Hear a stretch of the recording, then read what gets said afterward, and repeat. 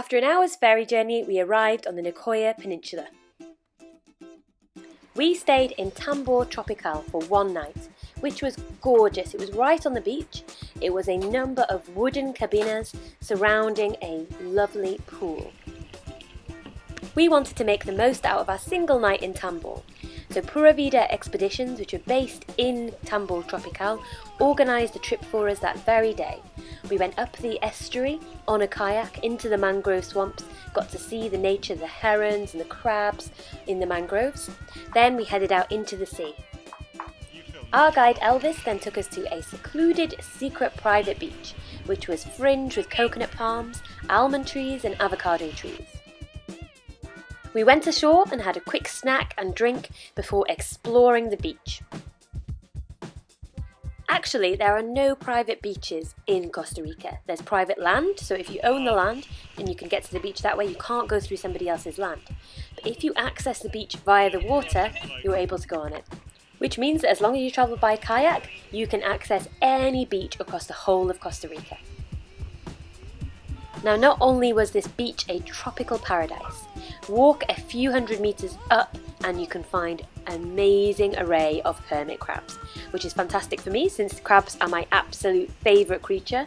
We found loads and loads of different crabs of all different sizes, some eating avocados that had freshly dropped off the tree, some swapping shells. It was amazing. We also got to witness the hermit crab shell swap, where they group together in a little community and swap their shells all between them. They can't survive without their shells, so it's a really important part of their survival.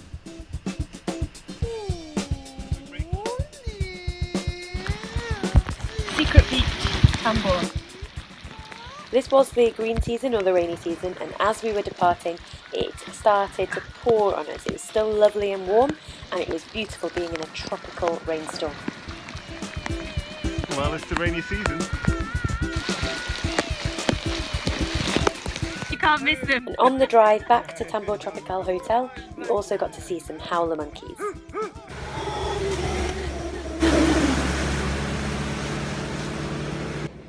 The next stop was La Havia. So the original plan was to drive from Tambor to La Havia along the west coast. Unfortunately, during the rainy season, this road is almost impassable. So we had to drive back along the east coast, up and across La Havia. It ended up taking quite a few hours. However, when we arrived at La Havia, it was beautiful. We got to stay on this 20-mile stretch of deserted beach. We were the only people staying in Azul. But first we went to Los Cocos, down on the beach, to enjoy a nice beer after our long drive and before Hina took us up to the hotel. Los Cocos has been voted one of the best beach bars in the Lonely Planet Guide, and there's a reason for this. The food is absolutely fantastic. I think did you try the hot sauce last night? Yeah. This is my grandmother's recipe, hot sauce from 100 years old. I make this almost every day. Yeah. It has great craft beer, a fantastic ceviche, and great seafood.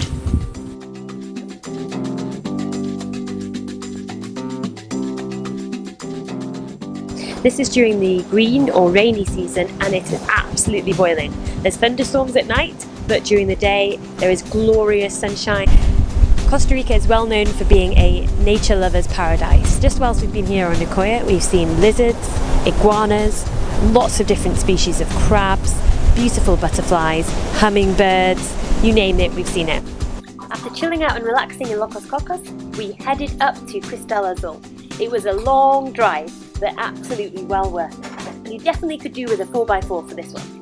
When we finally arrived at Azul at the top of the hill, we were greeted with a beautiful view. You could see Los Cocos from the top, a gorgeous infinity pool.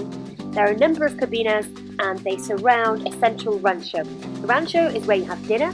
There's a bar, there's sofas, pool table, games, and you can just sit and relax and enjoy the beautiful, gorgeous ambience and views. So what makes Azul so special? Well, apart from what you can see, the evident beauty of the place, it is the hosts. Hina and Zina are absolutely fantastic. They make you feel like you are part of the family. And you can sit down, have a great chat in the evenings, not to mention the absolutely fantastic food. We had gorgeous evening meals and beautiful breakfasts, some of the best breakfasts we've had in the whole of Costa Rica. Not only is there beauty and comfort, but it is also full of nature. There's howler monkeys, spider monkeys, butterflies, insects, toads.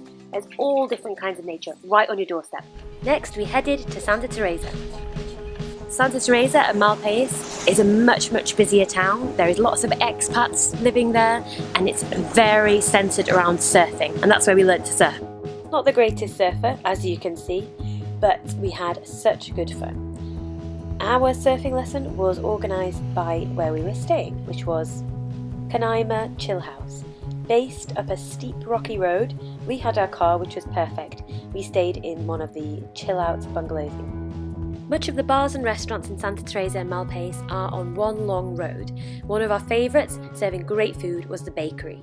Montezuma, again, it was very different, very kind of hippie vibe, all centred around a very small town. And we stayed in Lang Lang Beach Resort, which is right on the beach, which is where we're filming right now. Because Lang Lang is right on the beach, you can't drive up to the resort because they don't want you to drive over the sand and crush possibly some turtle eggs. So what you need to do is in the town, you can go to their sister resort, park the car in a secure car park, and a Land Rover will come and pick you up. We're in Lang Lang Beach Resort, which is right on the beach in Montezuma in Costa Rica. It's absolutely gorgeous here. You can see we're right by the beach, but we haven't forgone any of the modern comforts. We have a gorgeous room, beautiful swimming pool, a beautiful bar and yoga deck as well. If you don't mind a bumpy ride, Lang Lang and Montezuma is a great place to explore the different towns around. We asked some locals some recommendations. We went to have some beer in the local brewery. If you are going, it does serve really great traditional local cuisine, but only on certain days, so check before you drive over.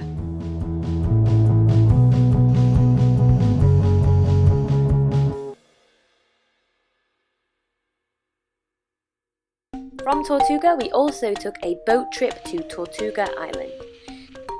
We stopped at a few points so that we could do some snorkeling and saw lots of beautiful fish. The boat company showed us where they'd seen sightings of sharks and various creatures, and also very kindly took the camera down to this abandoned boat to show us this lovely little baby lobster hiding in the hole there, which unfortunately was a bit too much of a dive and holding our breath for me. After lots of snorkeling opportunities, we then went onto the main island where the boat company cooked us a beautiful barbecue lunch, and we sat and stroked the wild pigs on the island. We've had great weather. It's been sunny throughout, not many blue skies, but still very hot, and still opportunity to get sunburnt even though it's been overcast. There's been rain and spectacular storms in the evening, but usually during the night, so you can sleep it off. We've been right by the beach, and as you can see, there's great waves. It's beautiful. It's very inspiring, positive culture. After a magical 8 days in the Nicoya Peninsula, it was time to head back on the ferry over to the mainland for our last night in Costa Rica. A final night here in Costa Rica after a fantastic 2-week trip, and we're staying close to the airport, overlooking San Jose city centre, in a resort called Fincorasa Blanca, which is a coffee plantation as well as a hotel. We have a gorgeous room called The Rock, named because the bed is resting on a giant rock. We have a beautiful balcony which overlooks the city centre as well. And not to mention this lovely jacuzzi that we're sitting in, which is just above the fantastic natural water pool and waterfall. We managed to squeeze in a visit just before our flight to the local animal rescue centre. The screeching noise, that's also one they swoop in like from the side. So they spend pretty much all the time up high in trees. They only come down to go to their restroom, which happens about once a week average. In a while, they can actually hold it for up to 2 weeks.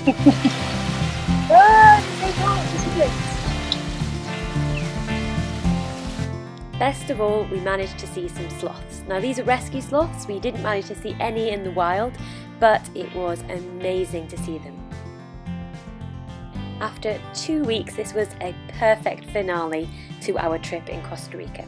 It's a place I would definitely recommend people to go. It has a great environmental credentials, great people, amazing food, and is a lovely, fantastic and magical place to visit.